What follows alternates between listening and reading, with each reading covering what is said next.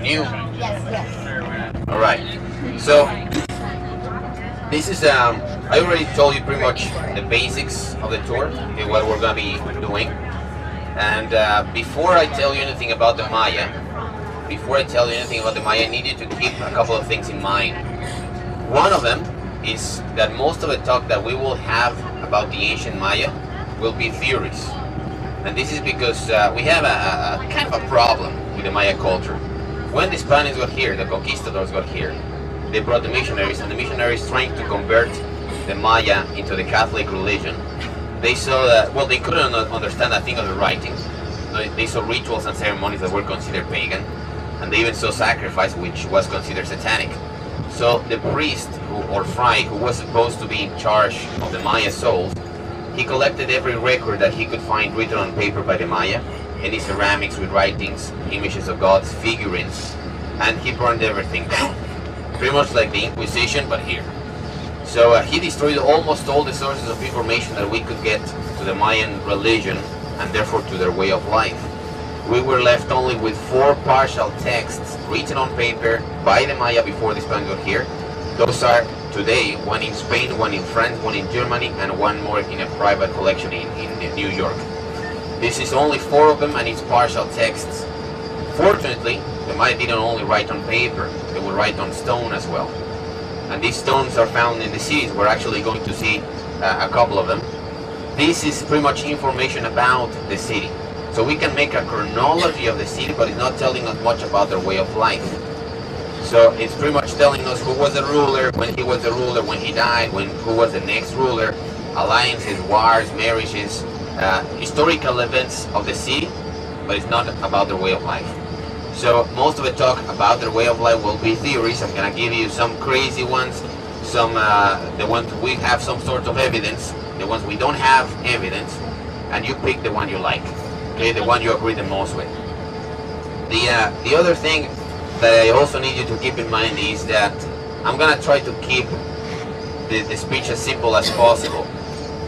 Again, even though we don't have many things as a fact, we do have a lot of theories about everything. There's so many branches of archaeology, so I'm gonna try to keep it as simple as possible, because all this information, if I spill it out to you, we have 2 options. 1, you fall asleep, or 2, at the end of the day, you don't remember a thing.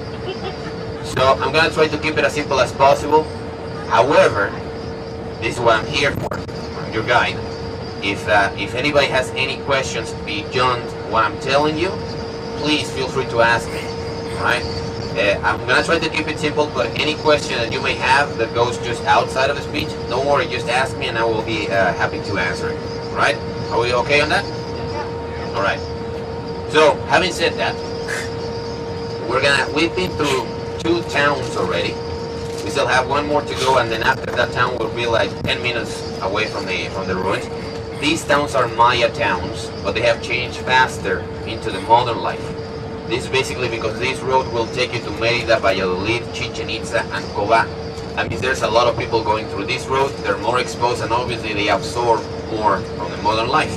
But even more than that, it's because of what we call progress, especially electricity. Electricity changes things in the blink of an eye.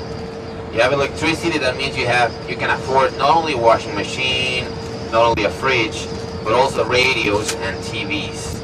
And the TV is the worst influence anywhere around the world. It's not the TV itself, because actually some of the schooling in Mexico is through the TV. It's an educational channel countrywide through satellite, so pretty much the classes are on the TV. But it's the selection of shows that we watch. And in these towns, if you have a TV, we're in the middle of a jungle. That means we don't have a signal. So the next step from the TV is the satellite dish. And that will be, again, 112 channels of pure marketing, things that they didn't need for over 2,000 years. In a decade, they start needing, buying, and changing by consequence. So this is what you will see in these towns. You will see it also a little bit with the Mayan family.